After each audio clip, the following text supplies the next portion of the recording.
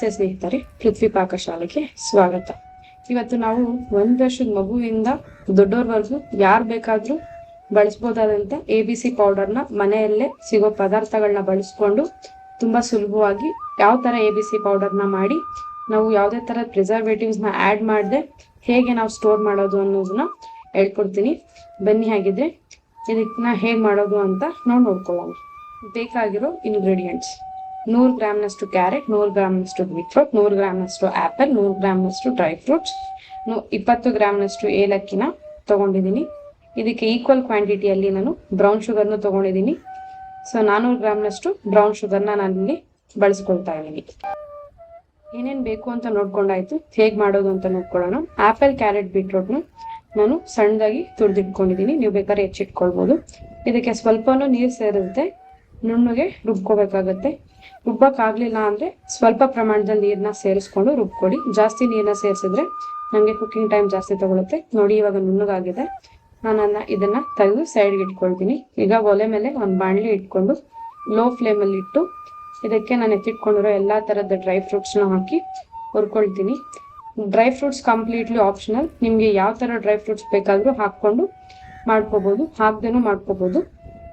ಈಗ ಇದು ನೋಡಿ, ಕಲರ್ ಚೇಂಜ್ ಆಗಿದೆ. ಅಲ್ಲಿವರೆಗೂ ನಾನು ಹುರ್ಕೊಂಡಿದ್ದೀನಿ. ಈಗ ಇದ್ರ ಜೊತೆಗೇನೆ ಏಲಕ್ಕಿನೂ ಸಹ ಸೇರಿಸ್ಕೊಂಡು ನಾನು ಇದನ್ನ ಪೌಡರ್ ಮಾಡಿ ಸೈಡಿಗೆ ಇಟ್ಕೊಳ್ತೀನಿ. ಈಗ ಅದೇ ಬಾಣಲಿಗೆ ನಾವು ರುಬ್ಬಿಟ್ಕೊಂಡಿರುವಂತ ಪೇಸ್ಟ್ನ ಆಡ್ ಮಾಡ್ಕೊಳ್ತೀನಿ. ಕೈ ಬಿಡದೆ ಇದನ್ನ ತಿರ್ಗಿಸ್ಕೊಡ್ಬೇಕಾಗತ್ತೆ. ಕೈ ಬಿಟ್ರೆ ಇದು ಗಂಟಾಗ್ಬಿಡತ್ತೆ. ಕೈ ಬಿಡದೆ ತಿರ್ಗಿಸ್ಕೊಡ್ತಾ ಇದ್ದೀನಿ. ಈಗ ನೋಡಿ, ನೀರೆಲ್ಲ ಹಿಂಗಿದೆ. ಈ ಟೈಮಲ್ಲಿ ನಾನು ಎತ್ತಿಟ್ಕೊಂಡಿರುವಂತ ಬ್ರೌನ್ ಶುಗರ್ನು ಸಹ ಆಡ್ ಮಾಡ್ಕೊಂಡು ಕೈ ಬಿಡದೆ ಇದನ್ನ ತಿರ್ಗಿಸ್ಕೊಡ್ತೀನಿ. ಇದು ಮತ್ತೆ ಗಟ್ಟಿ ಆಗೋವರೆಗೂ ನಾವ್ ಇದನ್ನ ತಿರ್ಗಿಸ್ಕೊಡ್ತಾನೆ ಇರ್ಬೇಕು. ಒಂದ್ ವೇಳೆ ನಾವೇನಾದ್ರು ಕೈ ಬಿಟ್ರೆ ಇದು ಗಂಟ್ ಕಟ್ಬಿಡತ್ತೆ. ಹಾಗಾಗಿ ಕೈ ಬಿಡದೆ ಇದನ್ನ ನಾವು ತಿರುಗಿಸ್ಕೊಡ್ಬೇಕಾಗುತ್ತೆ. ಇದರಲ್ಲಿರೋ ನೀರಿನ ಅಂಶ ಎಲ್ಲ ಕಂಪ್ಲೀಟ್ ಆಗಿ ಹೀರ್ಕೊಳ್ಳೋವರೆಗೂ ಇದನ್ನ ನಾವು ತಿರುಗಿಸ್ಕೊಡ್ತಾನೆ ಇರ್ಬೇಕು.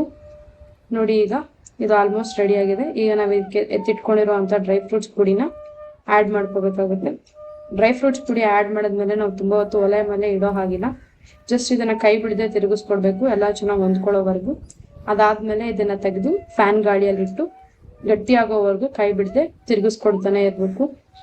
ಸೊ ಇವಾಗ ನಾನು 1.5 ಗಂಟೆ ಫ್ಯಾನ್ ಗಾಳಿಯಲ್ಲಿ ಕೈ ಬಿಡದೆ ತಿರುಗಿಸ್ಕೊಟ್ಮೇಲೆ ಈ ತರ ಆಗಿದೆ.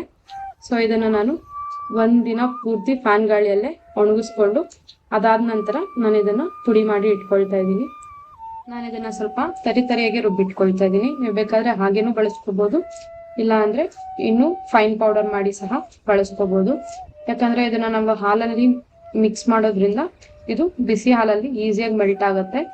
ಇದನ್ನ ಹೇರ್ ಟೈಟ್ ಕಂಟೈನರ್ ಹಾಕಿ ಇಟ್ಕೊಂಡ್ರೆ ಹತ್ತತ್ರ 1 ತಿಂಗಳಿಂದ 1.5 ತಿಂಗಳವರೆಗೂ ಆರಾಮಾಗಿ ಬಳಸ್ಕೋಬಹುದು. ಅದೇ ನೀವೇನಾದ್ರು ಫ್ರಿಜ್ ಅಲ್ಲಿ ಇಟ್ಕೊಂಡು ಸ್ಟೋರ್ ಮಾಡ್ತೀರಾ ಅನ್ನೋದಾಯ್ತಂದ್ರೆ 2-3 ತಿಂಗಳು ಆರಾಮಾಗಿ ಬಳಸ್ಕೋಬಹುದು. ತುಂಬಾ ಈಸಿಯಾಗಿ ಮನೆಯಲ್ಲೇ ಸಿಗುವಂತ ಪದಾರ್ಥಗಳನ್ನ ಬಳಸ್ಕೊಂಡು ಈಸಿಯಾಗಿ ಮಾಡ್ಬೋದು.